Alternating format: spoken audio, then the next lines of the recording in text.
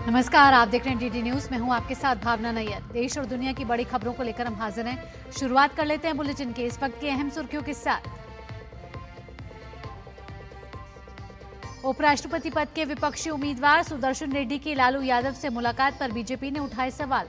रविशंकर प्रसाद ने कहा, देश की आत्मा बचाने की बात ना करें रेड्डी।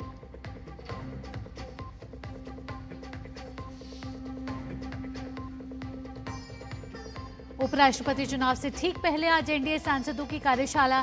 सांसदों को जनता से बेहतर संपर्क रखने और केंद्रीय योजनाओं की जानकारी देने पर जोर।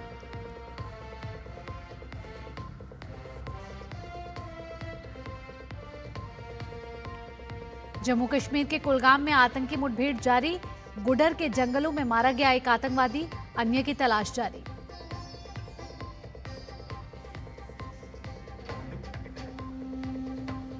विदेश मंत्री डॉक्टर एस जयशंकर आज ब्रिक्स वर्चुअल समिट में करेंगे भारत का प्रतिनिधित्व। बहुपक्षीय सहयोग को बढ़ावा देने पर होगी चर्चा।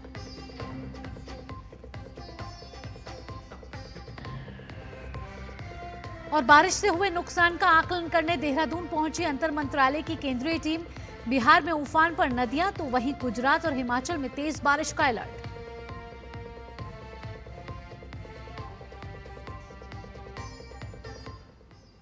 सुप्रीम कोर्ट के पूर्व जज और इंडी गठबंधन के उपराष्ट्रपति पद के उम्मीदवार बी सुदर्शन रेड्डी ने हाल ही में लालू प्रसाद से मुलाकात की। इस मुलाकात को लेकर बीजेपी आईटी सेल के प्रमुख अमित मालवीय ने सवाल उठाए हैं। अमित मालवीय ने एक्स पर लिखा है, सुप्रीम कोर्ट के पूर्व न्यायाधीश और इंडी गठबंधन के संयुक्त उम्मीदवार बी सुदर्शन रेड्डी ने हाल ही में चारा घोटाले के दोषी लालू प्रसाद से मुलाकात की, जो संसद सदस्य भी नहीं हैं और उपराष्ट्रपति चुनाव में उनका कोई वोट नहीं है। ये न केवल एक भयावह दृश्य है, बल्कि एक उच्च संवैधानिक पद की आकांक्षा रखने वाले व्यक्ति द्वारा सार्वजनिक जीवन में ईमानदारी पर चौंकाने वाला बयान है। इससे भी ज्यादा चौंकाने वाली बात है आम संदिग्धों, सेवानिवृत्त न्यायाधीशों और संवैधानिक नैतिकता के स्वयंभू संरक्षकों की चुप्पी। उनका पाखंड उजागर हो गया है।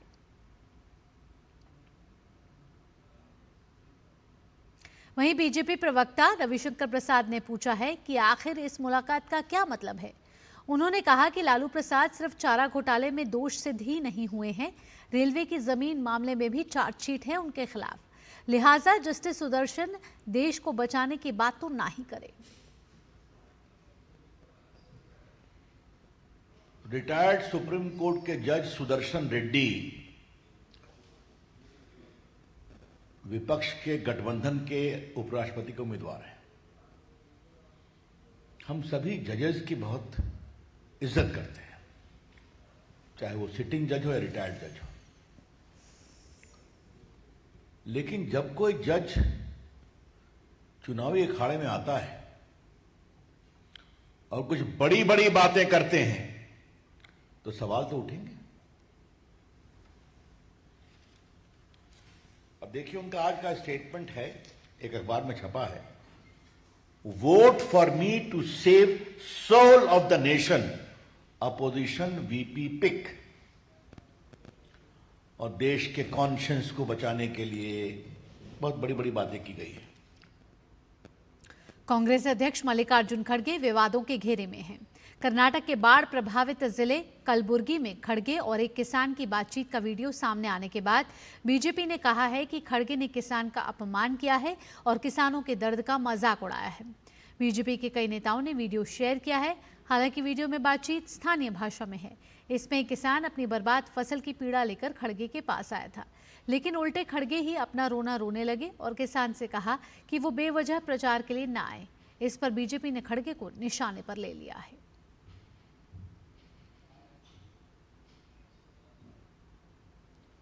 किसानों का अपमान, जवानों का अपमान, संविधान का अपमान, यही तो कांग्रेस की पहचान।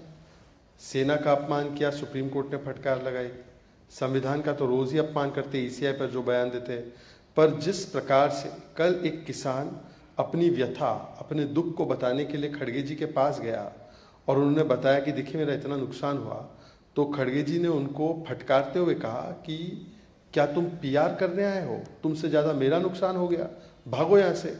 मतलब कि किसानों के प्रति कितना वैमनस्य है इनके मन में। इसीलिए तो इन्होंने 8 वर्षों तक स्वामीनाथन कमीशन रिपोर्ट लागू नहीं की। इसीलिए कर्नाटका में पिछले कुछ वर्षों में हजारों किसानों ने आत्महत्या कर ली। इसीलिए तेलंगाना और कर्नाटक में जो किसानों को बड़े वादे किए थे वो पूरे नहीं हो पाए। संसद भवन परिसर के लाइब्रेरी बिल्डिंग में बीजेपी सांसदों की कार्यशाला चल रही है, जिसमें आज एनडीए के सांसद भी शामिल हैं। इससे पहले कल अलग अलग सत्रों में बीजेपी सांसदों को बीजेपी के वरिष्ठ नेताओं का मार्गदर्शन मिला। पीएम मोदी पार्टी सांसदों से अपने क्षेत्र में ज्यादा से ज्यादा मौजूद रहने, जनता से संपर्क मजबूत करने और केंद्रीय योजनाओं के फायदे के बारे में अधिक से अधिक जानकारी के बारे में सांसदों को सलाह देते रहते हैं। एक सांसद के रूप में प्रधानमंत्री नरेंद्र मोदी कल इसमें शामिल हुए और एक सामान्य सांसद की तरह सबसे पीछे की पंक्ति में बैठ गए। उन्होंने सोशल मीडिया प्लेटफॉर्म पर सांसदों की कार्यशाला की तस्वीरें साझा की। इस वर्कशॉप में विविध मुद्दों पर सांसदों ने बहुमूल्य विचारों का आदान प्रदान किया। सांसदों ने प्रधानमंत्री नरेंद्र मोदी को ऐतिहासिक नेक्स्ट जनरेशन जीएसटी रिफॉर्म के लिए धन्यवाद देते हुए एक प्रस्ताव भी पारित किया। सांसदों ने कहा कि सरकार के फैसलों ने देश की अर्थव्यवस्था को गति दी है और आम जनता को सीधा लाभ पहुंचा है।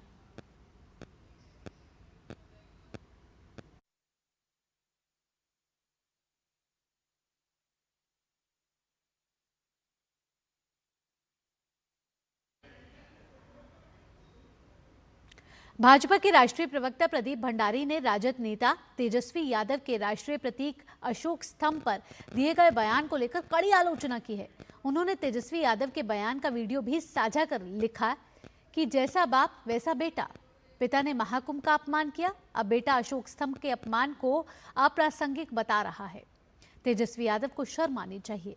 कांग्रेस राजद भारत की आस्था और राष्ट्रीय गौरव का प्रतिनिधित्व करने वाली हर चीज के खिलाफ खड़े हैं।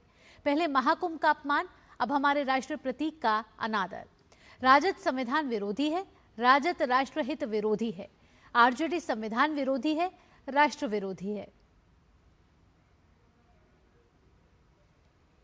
आइए अब आपको तेजस्वी यादव का वो बयान सुनाते हैं जिसको लेकर इस समय भाजपा हमलावर है। सब फालतू की चीजें जो है ना, कौन क्या कह रहा नहीं कर रहा है, जिसने किया है उस पर कार्रवाई होनी चाहिए। और प्रधानमंत्री नरेंद्र मोदी ने एक्स पर भूपेन हजारिका को लेकर एक आलेख साझा किया है। इसके कुछ चुनिंदा अंश आपको बताते हैं, जिसमें प्रधानमंत्री नरेंद्र मोदी ने लिखा है कि 8 सितंबर भारतीय संस्कृति और संगीत के दीवानों के लिए खास दिन है। असम के मेरे भाइयों और बहनों के लिए और भी खास है ये 8 सितंबर का दिन। भूपेन हजारिका की आज जयंती है और इस पर प्रधानमंत्री नरेंद्र मोदी ने उन्हें याद कर नमन किया है। साथ ही आलेख लिखा है। उन्होंने आलेख में लिखा है कि इस वर्ष उनकी जन्मशती समारोह की शुरुआत हुई है और यह उनके अभूतपूर्व योगदान को याद करने का एक बेहतरीन अवसर है। भूपेन हजारिका के हर शब्द में दया, सामाजिक न्याय, एकता और गहरी जड़ें जुड़ी हुई हैं। इसके साथ प्रधानमंत्री ने लेख में लिखा कि वे असम की स्वदेशी पहचान को अपने साथ लेकर हमेशा चले हैं। सीखने की चाहत उन्हें बनारस हिंदू विश्वविद्यालय के कॉटन कॉलेज से पहुंची। इसके साथ ही उत्कृष्ट प्रदर्शन करने की चाहत उन्हें अमेरिका भी ले गई, जहां उस समय के प्रमुख शिक्षाविदों, विचारकों और संगीतकारों से मुलाकात उनकी हुई। साथ ही साथ प्रधानमंत्री नरेंद्र मोदी ये कह रहे हैं कि ये मुलाकात के बाद जिस तरीके से भूपेन हजारिका को एक नई यहाँ पहचान मिलती हुई नजर आई। गीत ऑल मैन रिवर भूपेन दा की प्रतिष्ठित रचना बिस्टर्नो परेरो की प्रेरणा रहा है। इसके साथ भारतीय लोक संगीत के उनके प्रदर्शन के लिए अमेरिका में भी उन्हें सम्मानित किया गया, यानी दूसरे देशों में भी उन्होंने जिस तरीके से भारतीय लोक संगीत को लोकप्रिय किया उसको भी सम्मान मिला। पूर्व अमेरिकी प्रथम महिला एलेनोर रूजवेल्ट ने उन्हें स्वर्ण पदक से सम्मानित किया। उनके पास अमेरिका में रहने का विकल्प था, लेकिन वे फिर भी भारत लौटे। इसके साथ उनकी रचनाओं के बारे में प्रधानमंत्री नरेंद्र मोदी कह रहे हैं कि भूपेन दा की रचनाएं आधुनिकता को देखने का एक सशक्त माध्यम बनी हैं। इसके साथ सामाजिक रूप से पिछड़े वर्गों को संगीत से शक्ति और आशा मिली है, यानी कि सभी को एक सूत्र में पिरोने का काम भूपेन हजारिका ने अपने संगीत में से दिया है। भूपेन हजारिका की जीवन यात्रा में एक भारत श्रेष्ठ भारत की झलक साफ तौर पर देखी जा सकती है। भूपेन दा एक राजनीतिक व्यक्ति नहीं थे, फिर भी वे जनसेवा के साथ जुड़े रहे। लोगों के लिए उन्होंने काम किया और 1968 को याद करते हुए प्रधानमंत्री नरेंद्र मोदी अपने लेख में लिख रहे हैं कि वे असम के नौबोईचा के निर्दलीय विधायक भी चुने गए। ऐसे में भारत की जनता और सरकार ने उनके अपार योगदान को मान्यता दी और ये मान्यता इस रूप में उन्हें मिली कि पद्मश्री, पद्म भूषण, पद्म विभूषण, दादा साहब फाल्के पुरस्कार से भूपेन दा को नवाजा गया, सम्मानित किया गया, जिसके बाद 2019 में उन्हें भारत के सर्वोच्च सम्मान भारत रत्न से सम्मानित किया गया। 2011 को याद करते हुए प्रधानमंत्री नरेंद्र मोदी लिख रहे हैं कि भूपेन दा के अंतिम संस्कार में लाखों लोग शामिल हुए। ये दर्शाता है कि शानदार जीवन की तरह मृत्यु में भी उन्होंने लोगों को एकजुट किया और इसी एकजुटता के संदेश को दूर दूर तक फैलाने के लिए अपनी प्रतिबद्धता दोहराएं, ये प्रधानमंत्री नरेंद्र मोदी अपने लेख के द्वारा आह्वान कर रहे हैं। संगीत, कला और संस्कृति को बढ़ावा देने के लिए उन्होंने कहा कि करें उन्हें प्रेरित। ढोला और सादिया को जोड़ने वाला पुल भूपेन हजारिका के नाम पर ही है और इसी वजह से गीतों ने क्षेत्रों को, दिलों को जोड़ा तो पुल जमीनों और लोगों को जोड़ रहा है। तो प्रधानमंत्री नरेंद्र मोदी ने भूपेन हजारिका के लिए ये लेख लिखा है। यहाँ रुकेंगे एक छोटे से ब्रेक के लिए, लेकिन ब्रेक के बाद बात करेंगे बिहार में चल रही SIR प्रक्रिया की और सुप्रीम कोर्ट की सुनवाई की। सुनो, एक अच्छी इंश्योरेंस पॉलिसी AI से पूछते हैं। एक ऐसी पॉलिसी जिसमें प्रीमियम पेमेंट हो लिमिटेड पर इनकम आती रहे लाइफ टाइम। LIC का जीवन उत्सव। एक ऐसी पॉलिसी जो दे होल लाइफ इंश्योरेंस कवर भी। LIC का जीवन उत्सव।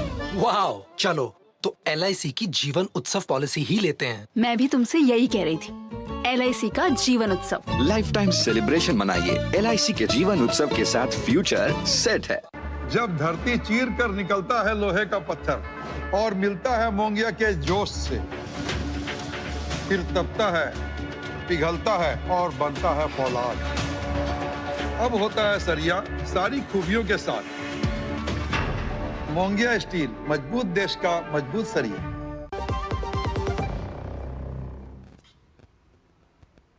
ब्रेक के बाद आपका स्वागत है। सुप्रीम कोर्ट में आज बिहार में SIR कराने के चुनाव आयोग के फैसले के खिलाफ याचिकाओं पर सुनवाई होगी। जस्टिस सूर्यकांत और जस्टिस बागची की बेंच इस केस की सुनवाई करेगी। बिहार में स्पेशल इंटेंसिव रिवीजन यानी कि SIR की शुरुआत 24 जून से हुई थी, जिसके खिलाफ कई याचिकाएं दायर की गई हैं। अब फाइनल वोटर लिस्ट 30 सितंबर को जारी होनी है।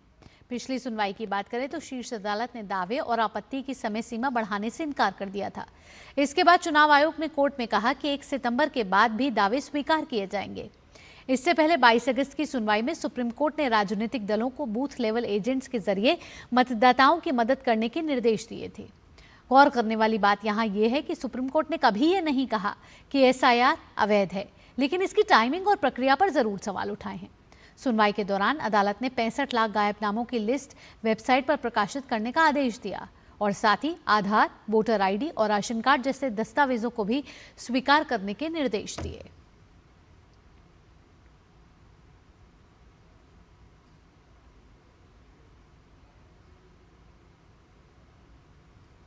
खबर जम्मू कश्मीर से आ रही है। जम्मू कश्मीर के कुलगाम जिले में आज सुरक्षा बलों और आतंकवादियों के बीच मुठभेड़ चल रही है। कुलगाम के गुडार वन क्षेत्र में जारी मुठभेड़ में एक आतंकवादी मारा गया है, जबकि सेना का एक जवान घायल हो गया है। घायल जवान का इलाज चल रहा है। घेराबंदी वाले इलाके में अतिरिक्त बल तैनात कर दिए गए हैं। आतंकवादियों की मौजूदगी की सूचना मिलने के बाद सुरक्षा बलों की संयुक्त टीमों ने गुडार वन क्षेत्र में घेराबंदी और तलाशी अभियान शुरू किया। और अब खबर NIA के बड़े एक्शन से जुड़ी हुई है। NIA ने आतंकवादी गतिविधियों और टेरर फंडिंग के खिलाफ एक बड़े पैमाने पर अभियान शुरू किया है। जम्मू कश्मीर और बिहार समेत देश के 5 राज्यों में 22 जगहों पर चल रही छापेमारी ने सुरक्षा एजेंसियों की सक्रियता को दर्शाया है।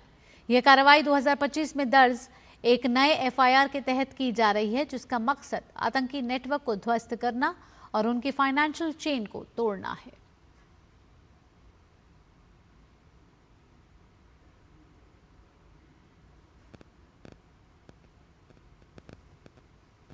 एम्स नई दिल्ली की डॉक्टर और नर्स टीम इस वक्त पंजाब के बाढ़ग्रस्त इलाकों में प्रभावितों को राहत पहुंचाने में जुटी है। अमृतसर पहुंची टीम ने बाबा बुड्ढा साहिब समाध गुरुद्वारा में मत्था टेकने के बाद रामदास, मच्छीवाल और घोनेवाल में प्रभावित परिवारों के लिए चिकित्सा शिविर लगाए। यहाँ उन्होंने घर घर जाकर जरूरतमंदों तक दवाइयाँ पहुँचाईं, उनके स्वास्थ्य का परीक्षण किया। यहाँ धुस्सी तटबंध के टूटने से इसके आसपास के गांव में सबसे ज्यादा नुकसान हुआ है। हालांकि पानी का स्तर पहले से कम हो रहा है, लेकिन मुश्किलें अभी भी बरकरार हैं। इसलिए एम्स की टीम लगातार यहाँ डटी हुई है।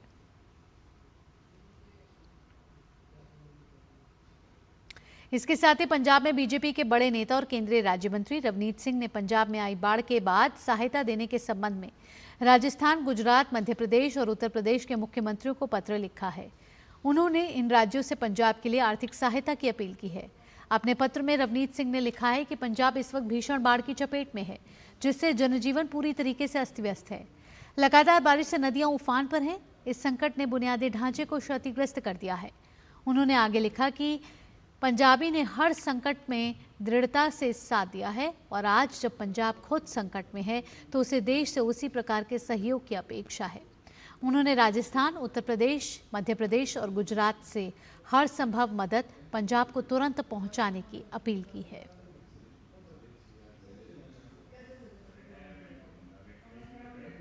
बात अब गुजरात की। पिछले 24 घंटों में 222 तालुकाओं में अच्छी खासी बारिश हुई है। बनासकांठा के सुईगाम में सबसे ज्यादा बारिश दर्ज की गई है। इस बीच मौसम विभाग ने आज कच्छ, बनासकांठा, पाटन और मेहसाणा के लिए भारी बारिश का ऑरेंज अलर्ट जारी किया है। साथ ही गांधीनगर, अहमदाबाद, सुरेंद्रनगर, मोरबी, जामनगर, द्वारका, साबरकांठा और अरवली के लिए भारी बारिश का येलो अलर्ट जारी किया गया है।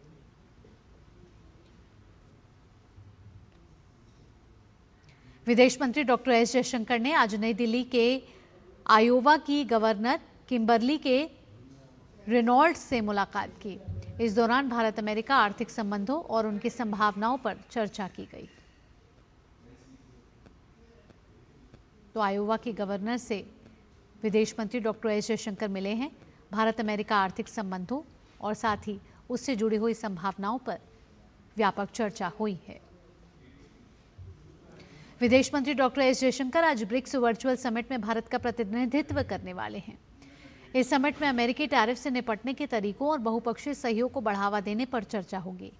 इसे ब्राजील के राष्ट्रपति लुइस इनासियो लूला दा सिल्वा ने व्यापार और टैरिफ पर अमेरिका की नीतियों से उत्पन्न व्यापार व्यवधानों पर चर्चा के लिए बुलाया है।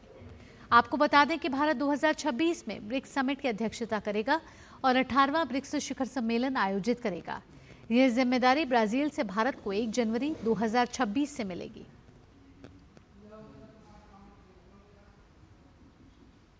भारत और यूरोपीय संघ के बीच मुक्त व्यापार समझौते पर आज नई दिल्ली में 13वें दौर की अहम वार्ता शुरू होने जा रही है। इस बार के एजेंडे में बाजार तक पहुंच, गैर शुल्कीय बाधाएं, उत्पादों के मूल स्थान के नियम और कृषि उत्पादों पर टैरिफ जैसे मुद्दे शामिल रहेंगे। भारत की ओर से वाणिज्य मंत्रालय के वरिष्ठ अधिकारी इस वार्ता का नेतृत्व करेंगे। यूरोपीय संघ की ओर से ट्रेड कमिश्नर मारोश शेफचोविच और कृषि कमिश्नर क्रिस्टोफ हैंसन के नेतृत्व में करीब 30 सदस्यीय प्रतिनिधिमंडल दिल्ली पहुंचेगा। दोनों का लक्ष्य साफ है, साल 2025 के अंत तक समझौते को अंतिम रूप देना। अब सबकी नजरें इस बात पर हैं कि क्या इस दौर की वार्ता में पुराने मतभेदों को सुलझाया जा सकेगा। अंतर्राष्ट्रीय खबरों का रुख करेंगे। अमेरिका के राष्ट्रपति डोनाल्ड ट्रंप ने रविवार को व्हाइट हाउस में कहा कि अब रूस पर और कड़े आर्थिक प्रतिबंध लगाने का अब समय आ गया है। उन्होंने चेतावनी दी है कि युद्ध रोकने और रूस को बातचीत की मेज पर लाने के लिए अमेरिका प्रतिबंध के दूसरे चरण में जाने की पूरी तैयारी कर चुका है। ट्रंप ने कहा कि अब तक जो प्रतिबंध लगाए गए हैं वो नाकाफी हैं। यदि रूस ने अपनी आक्रामकता जारी रखी तो हम और सख्त कदम उठाएंगे। उन्होंने कहा कि हमारा मकसद रूस को शांति वार्ता के लिए मजबूर करना है। ट्रंप ने यूरोपीय सहभागियों से भी समर्थन की अपील की है और कहा कि रूस की हरकतें वैश्विक शांति को खतरे में डाल रही हैं। ट्रंप की यह टिप्पणी ऐसे समय में आई है जब रूस ने यूक्रेन पर हमला और तेज कर दिया है। खेल की खबरों में कार्लोस अल्कराज ने यूएस ओपन का खिताब जीत लिया है। फाइनल में अल्कराज ने अपने प्रतिद्वंद्वी यानिक सिनर को मात दी है और दुनिया के नंबर 1 टेनिस खिलाड़ी भी बन चुके हैं। यानिक सिनर और कार्लोस अल्कराज रविवार को यूएस ओपन के फाइनल में खेलने उतरे तो ये एक ऐतिहासिक क्षण था। ये दोनों खिलाड़ी इस साल लगातार तीसरे ग्रैंड स्लैम फाइनल में आमने सामने थे। ओपन एरा में ये पहला मौका था जब दो खिलाड़ी लगातार तीसरा ग्रैंड स्लैम फाइनल खेलने उतरे थे। वहीं यूएस ओपन के फाइनल में ये दोनों पहली बार आमने सामने थे। मैच का पहला सेट 6-2 से अल्कराज के नाम रहा। दूसरा सेट यानिक सिनर ने 6-3 से जीता और मुकाबला बराबरी पर आ गया। हालांकि नंबर 1 के ताज पर नजर टिकाए बैठे अल्कराज ने तीसरा और चौथा सेट 6-1, 6-4 से जीतकर मैच अपने नाम किया। इस जीत के साथ ही अल्कराज सिनर को हटाकर दुनिया के नंबर 1 टेनिस खिलाड़ी भी बन गए हैं। उन्होंने रैंकिंग्स के शीर्ष पर सिनर का 65 हफ्तों से चला आ रहा वर्चस्व समाप्त किया।